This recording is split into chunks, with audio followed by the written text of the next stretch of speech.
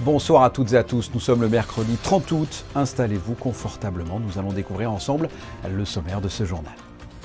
Le tirage au sort de la phase de groupe de la Ligue des Champions fait son retour en principauté après 4 ans d'absence. Les coulisses dans ce journal de cet événement qui se déroulera ce jeudi à 18h. Pendant ce temps, la pelouse du Stade Louis II fait peau neuve avant le choc Monaco-Lens de ce samedi. Un de nos invités nous présentera le travail minutieux et conséquent de la rénovation des fresques au Palais Princier. Le 11 septembre, date de la rentrée scolaire en principauté, mais pas pour les 800 élèves de l'École internationale de Monaco. Ils sont déjà retournés sur les bancs de l'école. Cette nuit, ce sera la pleine lune. Eh bien, le satellite naturel de la Terre fait l'objet en ce moment de toutes les convoitises. Nous recevrons un journaliste scientifique pour nous expliquer le regain d'intérêt des différents États qui veulent y poser des sondes ou encore y développer des bases. Et enfin, si vous n'y êtes pas déjà allé, nous vous présenterons le restaurant Conscientia, l'ancien Stars & Bar. Aujourd'hui, nous célébrons une triste date, la disparition il y a 2 ans de Kate Powers, la fondatrice avec Didier Rubiolo du Stars. Un retour en principauté, le tirage au sort de la phase de groupe de la Ligue des Champions s'effectue de nouveau au Grimaldi Forum, cette année après 4 ans d'absence. Je vous propose de découvrir les coulisses de cet événement footballistique avec Yannick Debever, Julien Logier et Hugo Comassa. Cela faisait 4 ans que l'UEFA avait déserté le Grimaldi Forum pour le lancement de la saison européenne de foot. Entre pandémie et accord commercial avec Istanbul, la principauté de Monaco attendait avec impatience le retour du tirage au sort de la Champions League, qu'elle avait accueilli pour la première fois en 1998. Oui, on est toujours ravis de venir à Monaco. On a des bels souvenirs des passés. Et Monaco, avec les clubs, ils aiment toujours venir avec plaisir à Monaco. Pendant une semaine, les équipes ont remodelé le Grimaldi Forum aux couleurs des 3 compétitions européennes de foot.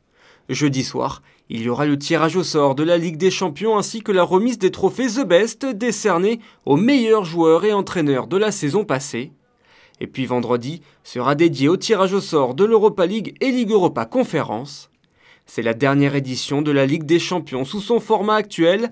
Dès la saison prochaine, la compétition changera pour laisser place à une ligue de 36 équipes. Et il se pourrait bien que Monaco soit le lieu de lancement de cette petite révolution du foot européen. On est en pleine discussion et on regardait comment on fait le tirage, mais Monaco reste un des favoris aussi pour l'année prochaine. Même si l'AS Monaco FC ne participe à aucune compétition européenne cette saison, avec cet événement, la principauté rayonne toujours dans le foot européen. Foot toujours, une nouvelle pelouse pour une équipe performante cette année. À quelques jours du gros match face à Lens samedi, la pelouse du Stade Louis II a été intégralement replaquée. Reportage de Frédéric Hélion. Leader du championnat après 3 journées, Monaco va bénéficier d'un terrain de jeu flambant neuf pour la réception de Lens samedi. Pendant une semaine, 30 personnes ont œuvré au remplacement des 7780 mètres carrés de pelouse. Nous avons enlevé la première couche de pelouse qui était, qui avait souffert pendant l'été puisqu'on n'a pas pu l'arroser comme on voulait. Et là, on déroule une surface de pelouse neuve qu'on va par la suite fibrer. Le replaquage a eu lieu en 3 temps, 1/3 de pelouse posée par jour les lundis, mardis et mercredis. Le fibrage a lui débuté mardi soir et se terminera vendredi. C'est un peu de la haute couture sur gazon. Cela permet de tenir le terrain, le rendre plus résistant face aux changements d'appui des joueurs. Le Stade Louis II a toujours été précurseur, premier stade fibré en 2000, première enceinte à avoir utilisé la luminothérapie ou à avoir travaillé sur la transition entre le gazon estival et hivernal. Et là encore, cette nouvelle pelouse présente une innovation sur le plan environnemental. Aujourd'hui, ce que l'on est en train de voir, c'est une première mondiale puisque c'est le premier stade qui est fibré totalement, avec une fibre totalement biodégradable et compostable. Et je tiens à le souligner, d'abord à remercier Son Altesse Sérénissime, le Prince Souverain, qui a vraiment eu une oreille attentive à ce procédé et qui lui-même a validé l'opération, le gouvernement princier et l'AS Monaco qui me permet toujours d'aller au-devant des nouvelles technologies. Et les innovations ne sont pas terminées puisque dans un futur proche, des miroirs seront installés pour réfléchir la lumière du soleil en permanence sur les parties de la pelouse habituellement à l'ombre. Après la rénovation de la pelouse, nous allons vous parler d'un autre type de rénovation, celle des fresques du Palais Princier, un des lieux les plus emblématiques de la principauté. Ce chantier de restauration a nécessité 8 années de travaux. Ces fresques oubliées datent de la Renaissance. On accueille le responsable des opérations de réhabilitation du patrimoine, Christian Gauthier. Bonsoir. Bonsoir. On a besoin régulièrement de restaurer le Palais Princier. C'est un édifice qui fait rêver notamment les touristes, et pas que d'ailleurs. Le palais a donc besoin parfois de se refaire faire une beauté. Quelles sont les parties qui sont actuellement restaurées ? Alors, il s'agit effectivement d'un entretien général du palais, mais cet entretien qui a été initialisé il y a déjà une dizaine d'années a donné lieu à des découvertes. Alors, c'est la particularité de ce que nous vivons actuellement, c'est que nous sommes en train de conserver et de restaurer un certain nombre de plafonds et de peintures à fresques qui ont été découvertes au cours de ces 10 dernières années. Nous sortons un peu du cadre habituel de l'entretien du palais pour mettre en avant ce patrimoine historique remarquable. Mais alors, une question toute naïve, comment est-ce qu'on découvre comme ça des fresques, ou on redécouvre des fresques ? Alors, c'est bien une question naïve, parce que au départ, nous-mêmes, quand nous démarrons des travaux de réparation, d'entretien, etc., on ne pouvait pas imaginer que nous allions mettre le doigt dans un tel engrenage. Depuis quelques années, presque 10 ans maintenant, nous avons découvert une succession de salles, de pièces, de plafonds qui cachaient des véritables trésors. Donc notre travail a été de les mettre en avant et de les conserver, de les restaurer. Alors quels sont les types de restauration effectués ? Comment est-ce qu'on restaure comme ça des fresques ? Alors, le principe de la restauration des fresques et de la conservation de fresques est assez multiple. En ce qui nous concerne, on a eu plusieurs types de fresques. Il y avait des fresques qui étaient recouvertes par des peintures, par exemple, du 19e et même tardives, plus tard, qui étaient recouvertes sur les mêmes motifs, d'après les mêmes motifs. Donc, ceci, il a suffi de retirer les repeints. Pour les d'autres découvertes, il s'agissait de plafonds qui avaient recouvert complètement les fresques. Et là, il a fallu identifier la nature des fresques que nous avions. Donc, il s'agit de faire des petits dégagements, d'identifier l'ampleur de la présence de ces fresques-là, et ensuite de progresser et de dégager progressivement la couche picturale qui recouvrait ces fresques-là. C'est un travail extrêmement minutieux, complexe, puisque à chaque coup de scalpel, on risque de faire tomber un bout de fresque existante. D'autant plus que nous avons décidé ici, sur ce chantier-là, d'utiliser des méthodes non agressives et en particulier éco-responsables. Ce qui génère effectivement des techniques et des pratiques un peu particulières, probablement un peu plus longue que les pratiques chimiques, on va dire, mais nous avons pu quand même aller jusqu'au bout de notre projet en préservant au maximum la santé des intervenants et des œuvres elles-mêmes. Il y a plusieurs corps de métier pour ces restaurations. Combien de personnes travaillent autour de ces restaurations ? Alors, depuis le début du chantier, il y a à peu près une quarantaine de personnes qui sont intervenues. Mais aujourd'hui, il faut savoir qu'un chantier de conservation-restauration, ça fait intervenir des conservateurs-restaurateurs, des gens qui sont spécialisés dans ce genre de dégagement, dans la compréhension de la fresque, mais aussi, en parallèle de ça, il y a une compréhension à avoir de ce que nous découvrons, puisque à chaque fois, nous avons un nouveau programme qui nous est proposé, et il faut identifier ce programme-là, cette iconographie, et là, donc, nous avons fait appel à des chercheurs, à des historiens de l'art, et en particulier, nous avons beaucoup travaillé avec l'Université de Gênes à ce sujet, mais nous avons créé un comité scientifique aussi. Donc, il y a un ensemble de personnes du panel de l'environnement de la conservation-restauration mondiale qui est intervenu sur ce chantier. Il reste encore beaucoup de fresques à restaurer. Il y a encore beaucoup de travail. Alors c'est une question extrêmement intéressante de savoir s'il y a encore beaucoup de travail. Sur ce que nous avons découvert, il y a encore plusieurs mois de travail, ça c'est clair. Nous sommes en train de terminer la salle du trône qui va être libérée de son échafaudage progressivement. Nous avons terminé à peu près 85% de la salle du trône. Mais il reste d'autres salles encore, comme on a environ à peu près 2 pièces encore sur lesquelles on a à peu près 2-3 ans de travail encore à réaliser. Avec, vous m'avez expliqué hors antenne, un colloque à la clé peut-être, parce que ces restaurations, il y a un vrai intérêt dans ce type de restauration? Alors, c'est les conditions particulières, je pense, du Palais et de Monaco qui ont généré ça. C'est que nous avons eu l'occasion d'explorer toutes les pistes de la conservation-restauration, et en particulier en travaillant dans le domaine de l'éco-responsabilité. Ce champ d'activité nous a ouvert des champs d'études que nous avons approfondis et qui sont sujets à être publiés. Nous avons par exemple développé une recette particulière d'aquarelle. C'est un produit qui nous sert à faire de la réintégration picturale, à reprendre les motifs. Et nous avons développé une recette originale avec des études à la clé de bonne tenue, de longévité, etc., mais qui est éco-responsable avec des pigments qui sont sourcés, etc.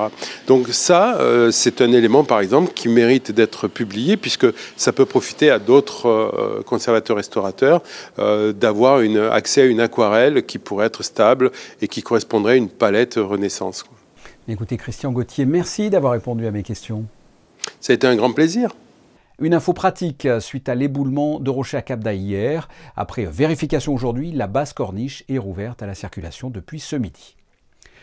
Vos enfants sont encore en vacances pendant quelques jours. Eh bien, 800 élèves ont déjà effectué leur rentrée à l'ISM, l'École internationale de Monaco, située sur le quai Antoine Ier. Reportage de Frédéric Hélion et Julien Logier. Aucune larme, que des sourires. Comme chaque année, les élèves de l'International School of Monaco sont les premiers à faire leur retour à l'école. Une rentrée en douceur ce mercredi matin avec une demi-journée au programme. Ça se passe très bien. Alors là, c'est la rentrée, c'est vrai, mais en effet, avant, nous avons déjà eu une pré-rentrée où tout se met en place, où les équipes éducatives s'organisent, on fait toutes les décorations, on fait du grand nettoyage et on prépare tout. Alors hier, on a eu la rentrée des nouveaux élèves qui s'est très bien passée. Alors en primaire, on avait déjà 99 nouveaux élèves qui sont venus hier. Et aujourd'hui, c'est la vraie rentrée. Alors tout le monde vient et on a les 800 élèves de toute l'école qui vont venir, donc 428 en primaire. Spécificité de cette école, plus de 50 nationalités sont représentées parmi les élèves, sans nationalité dominante. Un melting pot enrichissant pour le personnel, les professeurs et surtout les enfants. I feel very excited to be back at school and to meet my new teachers and friends. And I'm pretty nervous as well. I like it, it's nice. Why? Because I can see all my friends again and I've got a new class, new teachers. Et cette rentrée sera la dernière au quai Antoine Ier, puisqu'en 2024, l'ISM déménagera dans ses nouveaux locaux au Larvoto. Le 11 septembre, ce sera cette année la date de rentrée pour les autres établissements monégasques. Sachez que pour connaître les horaires et les modalités, vous pouvez bien sûr vous rendre sur les sites internet de chaque établissement ou sur l'application Pronote. Vous trouvez que vos enfants sont parfois dans la lune ? Eh bien, ce n'est pas grave, c'est la mode. De nombreux États ou de grandes sociétés privées ont le regard tourné vers cet astre lunaire. Les dernières expéditions humaines sur la Lune datent du 17 décembre 1972. Eh bien, depuis quelque temps, on peut parler de reconquête entre la sonde russe qui s'y est écrasée il y a quelques jours et celle indienne, 4 jours après, qui s'y est posée, le 23 août. Il y a de nouveau un intérêt. Pour décortiquer cela, recevons le journaliste scientifique du magazine Ciel et Espace, Guillaume Langin. Bonsoir. Bonsoir. On est en train de vivre un regain d'intérêt concernant la conquête de la Lune. Depuis combien de temps vous avez constaté ce nouvel intérêt pour la Lune, 50 ans après le dernier vol d'Apollo? À l'élection de Donald Trump, il y a quelques années, il a décidé de ramener des Américains sur la Lune, donc du vol habité, c'est vraiment le plus compliqué à réaliser, le plus coûteux. À partir de ce moment-là, voilà, les États-Unis ont donné une impulsion assez forte à l'exploration lunaire. Et quel est concrètement l'intérêt? Parce que ce n'est pas pour les matières premières, a priori. Pourquoi on fait ça? Fondamentalement, c'est de l'exploration, hein, c'est comme à l'échelle d'un individu, vouloir aller explorer derrière la colline, juste parce qu'elle se trouve là, on veut y aller. À l'échelle d'une espèce, l'espèce humaine, on pourrait dire la Lune se trouve là, donc naturellement, il va y avoir quelques individus qui, voilà, au fil de notre histoire, voudront s'y rendre pour aller l'explorer et qui s'en donneront les moyens. C'est politique finalement, c'est idéologique, c'est un signal fort que vous envoyez à votre nation, au reste du monde, lorsque vous avez réussi cette prouesse technologique d'atterrir sur la Lune. Atterrir sur la Lune, même en 2023, c'est compliqué. Certains se cassent encore les dents sur cet objectif.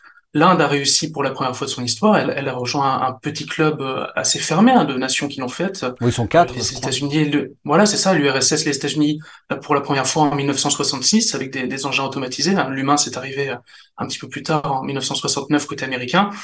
La Chine en 2013 et maintenant l'Inde. Voilà, l'Inde peut dire nous avons réussi ce pari technologique, même si la mission est quand même assez modeste. Il faut le dire, et à bas coût. Il n'y aurait pas aussi un intérêt militaire avec les tensions actuelles, comme par le passé, hein, je pense à la guerre froide avec la baie des Cochons au début des années 60, où la Russie, à l'époque, avait placé des missiles à Cuba hein, pour être apportés des États-Unis.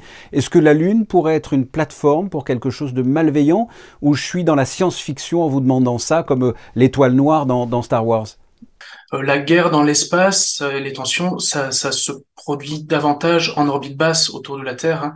C'est là qu'il y a vraiment des intérêts à s'y trouver, ne serait-ce que pour observer en contrebas notre planète et les activités des adversaires, on va dire. Voilà, on constate depuis quelques années, parce que la technologie devient assez mature pour le faire, des mouvements un peu hostiles sur orbite terrestre. Dont des visites entre satellites, des satellites qui s'approchent, qui démontrent être capables de pouvoir, neutraliser un autre satellite sans le faire pour autant. La Lune a un intérêt donc pour la conquête de Mars, hein, comme une rampe de lancement, c'est ça ? Effectivement, si dans un futur plus ou moins proche, vous êtes capable de synthétiser du carburant pour vos fusées in situ sur le sol de la Lune et d'y faire le plein, soit sur la Lune, soit en orbite lunaire, vous aurez un gain, un gain technique d'un point de vue gravitationnel pour repartir plus loin dans le système solaire et vers Mars. Ça, c'est encore à prouver. Hein. On ne connaît pas bien la cartographie du sous-sol lunaire. C'est d'ailleurs des objectifs un petit peu annexes, des missions qui vont s'y rendre dans les prochaines années. La deuxième raison pour laquelle on parle de rampe de lancement de la Lune pour aller vers Mars, c'est plutôt sur le front de l'apprentissage. C'est-à-dire que la Lune, elle est ni trop loin, ni trop proche pour pouvoir apprendre à voyager longtemps dans l'espace. À qui profite concrètement cette reconquête lunaire? Je sais que du matériel de la NASA est construit en Italie, par exemple, il me semble. Même à Monaco, hein, la société monégasque Venturi a signé un contrat avec SpaceX pour la construction d'un véhicule se déplaçant sur la Lune, le rover Flex. À qui profite la reconquête? Oui, alors vous avez raison de citer ce type d'exemple, puisque une des utilités aussi de ces conquêtes, enfin je préfère parler d'exploration que de conquête, hein, parce que c'est encore très ponctuel, c'est effectivement l'industrie. C'est-à-dire que ce sont pour beaucoup, pour l'instant, des programmes publics, c'est de l'argent public qui finance ces missions-là, principalement par le biais des agences spatiales, l'Agence spatiale européenne, l'ESA, la NASA, le CNES, voilà. Et ensuite, il y a, disons, un ruissellement vers certaines entreprises, vers l'industrie, qui va signer des contrats avec ces agences publiques. Et donc des entreprises vont bénéficier de ces missions-là pour pouvoir faire croître leur activité, faire croître leur savoir-faire, employer du personnel. Voilà, donc ça profite à l'emploi, hein, on va dire, et puis ça profite un peu aussi à la science. La science n'est pas la raison motrice principale de ces missions-là. Je pense réellement que c'est la politique et la stratégie. Mais in fine, la science s'invite à bord, puisque une fois qu'on a développé ces missions qui s'y rendent, il faut bien leur trouver une utilité. Et donc, vous avez des instruments scientifiques qui permettent de mieux cartographier la Lune, de mieux en apprendre sur sa composition, faire quelques développements, démonstrations technologiques également. Voilà un petit peu comment tout ça s'articule. Guillaume Langin, merci pour cet éclaircissement. Merci à vous. C'était une institution en principauté. Après 30 ans d'activité, le Stars & Bar a fermé ses portes fin janvier pour amorcer un nouveau virage. Le mythique restaurant a souhaité se réinventer. Il s'appelle aujourd'hui Conscienza et il a ouvert ses portes fin juillet. Frédéric Hélion et Thomas Deus nous présentent le concept. Et avant, on avait une Formule 1, maintenant on a un Olivier. Mais bon, ça va plutôt côté nature. Pas de révolution, mais une évolution logique, un travail dans la continuité. Fin janvier, le mythique Stars & Bars fermait ses portes. 6 mois plus tard, un nouveau projet sort de terre, Conscientia. Si le design de l'établissement est complètement différent, une décoration zen, avec beaucoup de bois, de verdure et même un olivier au milieu du bar, l'esprit, lui, reste le même, avec la nature et l'environnement en maître mot. Après 30 années de Stars & Bars, une marque, il était avec le départ de Kate de changer. C'était une volonté que l'on avait ensemble de travailler pour l'environnement, pour la planète et l'humain, donc d'où est né Conscientia. Et aujourd'hui, très content, après une semaine d'un soft opening, 6 mois de travaux, voilà, un nouvel outil. C'est un restaurant qui sera vraiment atypique aussi, c'est vraiment une création avec des différents niveaux. Au rez-de-chaussée, le traditionnel restaurant et le bar sont ouverts 7 jours sur 7. À l'étage, plusieurs salles accueilleront prochainement un philanthropie club et des espaces de bien-être et de réflexion. Côté cuisine, Héloïse Dorato arrive en tant que chef. Après 7 ans passés aux côtés de Marcel Ravin, la carte évolue sans arrêt en fonction des produits fournis par les producteurs locaux. Par exemple, lorsqu'on reçoit la viande, j'ai un petit producteur. J'ai peut-être 15-20 portions. Mais après, des fois, je suis obligé d'attendre 4 jours pour avoir la prochaine livraison. Le travail, je ne veux pas le changer, je trouve ça génial et très créatif. On recherche vraiment une histoire sur tous les produits, que ce soit l'oignon rose de Menton, les petits producteurs, en Italie, l'huile d'olive. Qu'est-ce qu'on a trouvé là, des biscuits sans gluten faits au miel par un artisan en Italie aussi, des légumes qui viennent de Sospel. Bon, on a plusieurs fournisseurs, mais on a vraiment, on va essayer de très saisonnier et de voilà ce que la nature nous donne, on le travaille. Côté personnel, les équipes du Stars ont été conservées. L'étage dédié à la philanthropie, aux réflexions sur l'environnement, sera ouvert le 25 septembre. Un potager de 100 mètres carrés entourera la terrasse extérieure en 2024. Et sachez qu'à la fin de cette édition, à la demi, vous pourrez découvrir un magazine de Vanessa Dessy consacré à l'évolution de ce lieu, de ce nouveau concept, passant du Stars & Bars à Conscientia, 2 ans, jour pour jour, après que Kate Powers nous ait quittés. Les prévisions météo de ce jeudi avec Yannick de Bever. Bonsoir Yannick. Bonsoir Fabien, bonsoir à tous. Ce jeudi sera une journée ensoleillée malgré la présence insignifiante de quelques nuages dans le ciel. Les températures seront agréables avec 20 degrés au lever du jour et 25 au meilleur de la journée. Ce vendredi 31 août, nous fêterons Saint Aristide. Nous vous en avons parlé dans cette édition, c'est le retour après 4 ans d'absence du tirage au sort de la phase de groupe de l'UEFA Champions League qui se déroulera jeudi à 18 h au Grimaldi Forum et ce sont les photos du jour de Manuel Vitali. C'est la fin de ce journal, vous retrouverez Émilie Rousseau demain à 19 h. Je vous souhaite de passer une excellente soirée, au revoir.